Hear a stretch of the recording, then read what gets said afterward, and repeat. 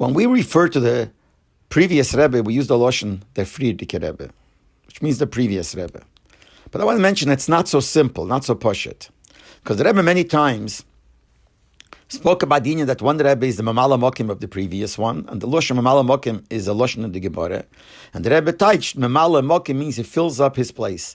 That the word Mamala means full. Full means it fills it up completely. So whatever the previous one was, he also has. So he has everything of the previous one before him, plus he has his own Inyan. Now remember, in the early Chofs, in more than one Fabrengen, when the Rebbe mentioned this Inyan of Mamala Mokim, that you fill up the whole place, and whatever the one before him was, is him too, the Rebbe added, Bis in Ichaychet zu nutzen dem Lashon der Frierdiker. So you can't use the Lashon, the Frierdiker, the previous one. Which means, B'pashtas, that when you say previous one, it means the previous one is better, he was before. That's what some people might think. But if he's the same, that means he fills up his whole place, and whatever the previous one was, he's also, then you cannot use the Lashon, the Frierdiker. And it seems that in the earlier generations, that Lashon wasn't used.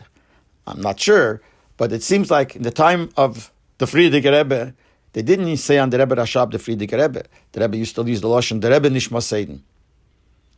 The Elter Chassidim also never said the Frierdiker Rebbe and the Rebbe Rashab. When they used to talk about the Frierdiker Rebbe and the Rebbe Rashab, they used to say the Lashon, the Rebbe der Tate and the Rebbe der Zun.